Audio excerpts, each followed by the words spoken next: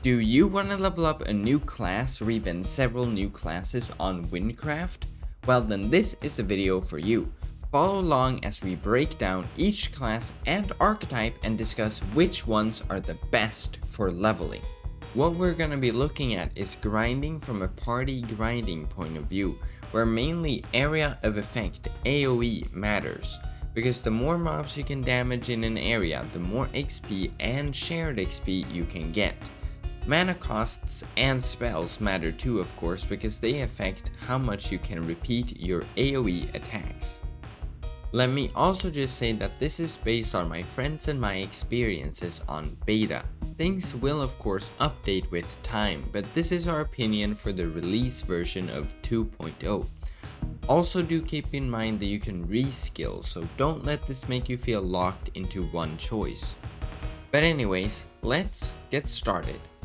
Early game Shaman has really good spells for AoE, both Totem and Aura having good area damage, and for the middle ability I would say Hand of the Shaman giving more beams is preferable. Later in your leveling we get to the archetypes. Summoner has many good AoE abilities such as Puppets and multiple totems, which increase Shaman's already high area damage. It will of course take a bit of leveling to reach all of the upgrades though. Ritualist does not boost your AoE too much, except the Hymn of Hate that upon kills will spawn in auras on dead enemies. The archetype does however have very useful spell cost reductions and damage and defense increases that you can switch between, and these can complement the Shaman's already good AoE. Acolyte does have good base AoE, but abilities like Blood Sorrow and Tether will help boost your AoE with extra ranged damage. There's also the Rebound ability for an extra aura wave, but the main drawback is that Totem will drain your health, so it can be a bit too risky for grind parties, even if the aura does have the ability to give some of your health back. To wrap it up, overall, Shaman is great for leveling, with good damage and great AoE. But for the specific archetypes, I'd say that Summoner is by far the most optimal, whilst Ritualist can still be good, and also Acolyte if you're willing to take its extra risk. Next up, we're gonna take a look at Warrior. Starting with the low levels, we got Bash, pretty decent, especially with the double Bash upgrade. However, Uppercut is not as effective for AoE in 2.0, having much smaller area of effect. So low level it's decent but nothing too special. Moving on to the archetypes. Fallen does boost the base AoE a bit with the quadruple bash ability. However, the archetype builds on you sacrificing your health for a boost in damage, where you in later levels can even cast spells using your health. But similar to Acolyte, this can prove a bit too risky for grind parties. Battle Monk boosts the AoE for Warrior with a range increase to Uppercut, both early on with the Half Moon Swipe ability and later with Whirlwind Strike. There's also the Generalist ability, which rewards spell cycling with mana cost reductions, so this archetype is quite useful for grinding.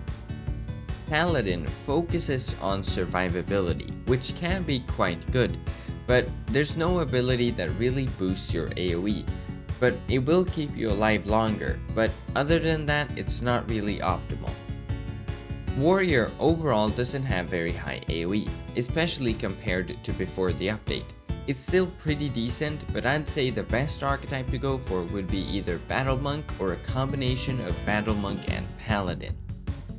Early game Assassin has pretty good AoE, with spin attack and double spin being quite good. There's also Smoke Bomb for groups of mobs and multi-hit to focus your damage. So the early game is quite good, and later we arrive at the archetypes. Shadestepper focuses more on single hit damage instead of AoE.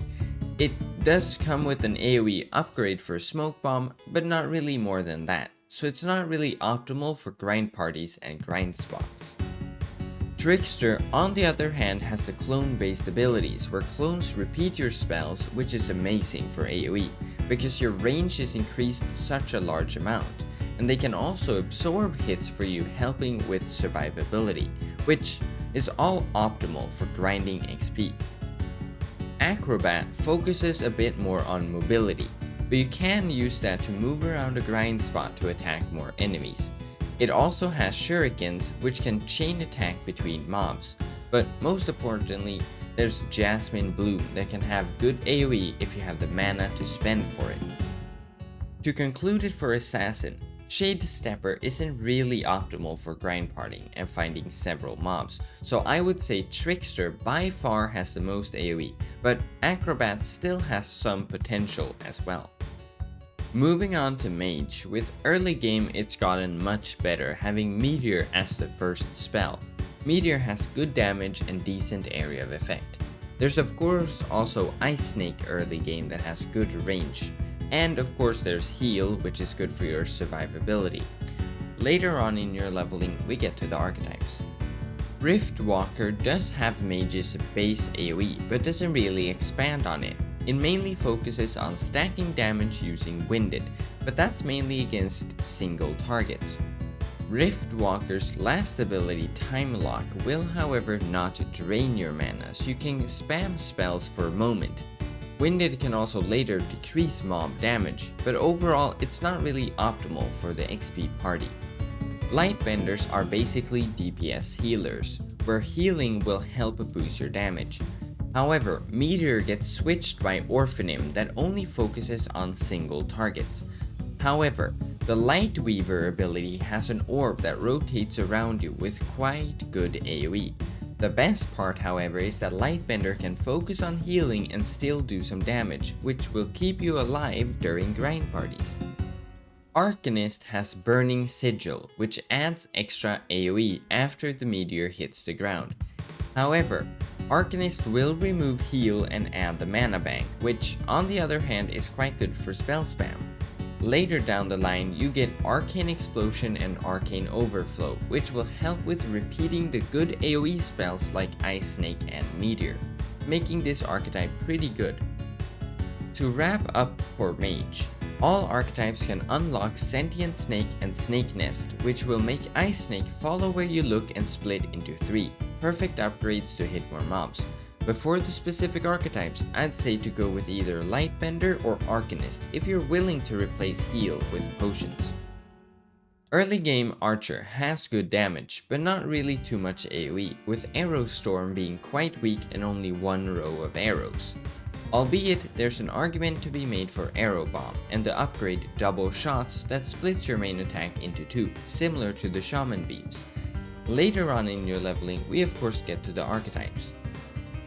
Boltslinger gets many AoE upgrades, such as triple shots for 3 arrows from your main attack, increased arrows for Arrow Storm, shrapnel to add more AoE to Arrow Bomb, and then Guardian Angels, which with all its upgrades can auto-target mobs around you and deal quite good damage whilst you focus your attacks on other mobs.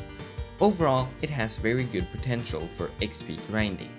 Sharpshooter is quite self-explanatory in that it lacks AoE. Arrow Storm has less spread and the archetype's abilities are more single mob focused.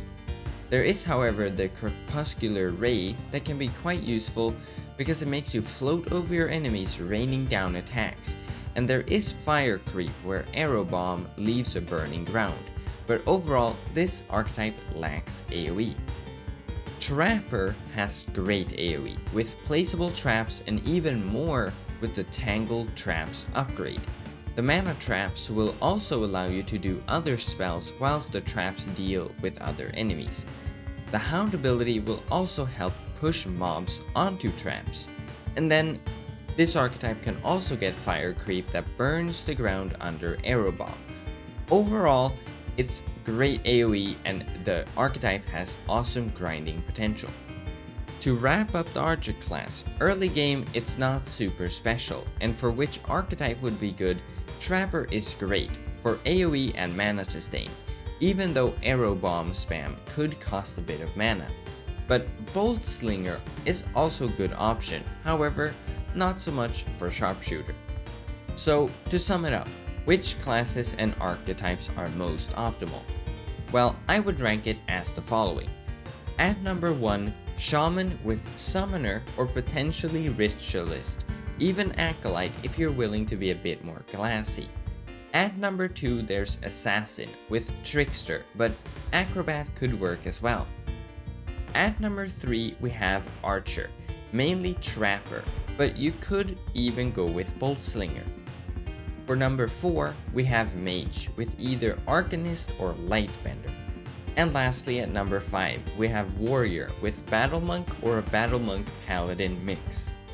The other archetypes have their strengths, but as pointed out earlier, they're not optimal for XP grinding. Also, do keep in mind the early game pros and cons of each class that I've mentioned, because you can't get the full archetype until later on, but their ranking is pretty much still the same. And yeah, that was it for the best class or archetype for leveling video. But yeah, thank you guys so much for watching. I hope this has been helpful. And of course, do note that if it's your first playthrough, of course, as always, don't listen to any of this. This is for multiple classes and leveling up only. Play whatever class you think is fun. But anyways, other than that, thank you guys for watching. I shall see you in the next one. And yeah, goodbye.